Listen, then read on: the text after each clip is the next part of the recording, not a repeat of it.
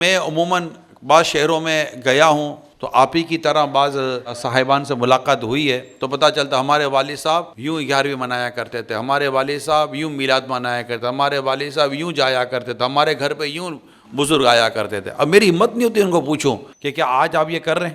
آپ اپنے والد صاحب کے بزنس کو تو لے کر چلے۔ آپ کے والد صاحب کی دکان تھی تو آپ نے ایک کی 2 دکانیں کر لی اور 2 دکانوں کی فیکٹری الگ کر لی ہے اور پھر اس کا اوورسیز آؤٹ لیٹ الگ کھول لیا۔ آپ اپنے والد صاحب کی تجارت کو تو لے کر چلے، آپ اپنے دادا کی تجارت کو تو لے کر چلے، لیکن کیا اپنے دادا، والد یا پردادا کی یہ جو لیگیسی تھی، یہ جو طور طریقہ تھا، یہ جو انداز تھا، کیا اس کو لے کر چلے؟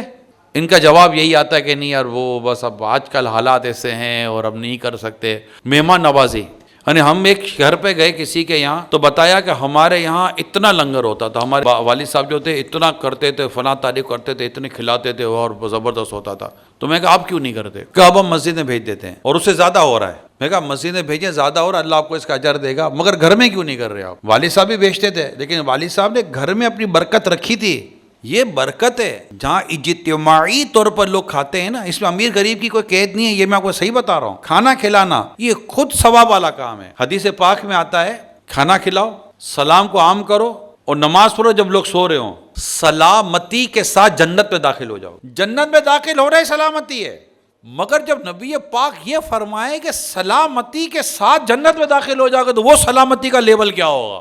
اب کھانا کھلانا اتنی عظیم عبادت ہے، یہ کھلانے کی جو عادت ہمارے گھروں میں ہمارے والد وغیرہ میں ہوتی تھی یا ہمارے بزرگوں میں ہوتی تھی، اچھے عنوان پر، اچھے موقع پر، مثال کے طور پر ہر ماہ 11ویں ہے تو ہم نے کچھ کر لیا، یا اس طرح کے اور ایونٹس آتے ہیں، بزرگوں کے ہمارے دن آتے ہیں، ہمارے والد صاحب کے دن آتے ہیں جن کے والد صاحب دنیا میں نہیں ہیں، امی نہیں ہوتی، امی انتقال کر جاتی ہیں، تو اب ایسے موقع پر ان کے ایصال ثواب کے لیے گھر میں ہم نے کھانا کھلا دیا۔ یہ مجھے لگتا ہے کہ ہماری پچھلی جو جنریشن جو ہماری گئی ہے، ان کا یہ انداز رہا ہوگا۔ بعض جگہوں ہر ایک کے گھر میں یہ انداز ہو یہ ضروری نہیں ہوتا، لیکن رہا ہوگا۔ اگر یہ انداز رہا ہے، نہیں رہا تو اور ہونا چاہیے، ہم لے کر آئیں اور اپنی اولاد کو اس کی طرف لائیں۔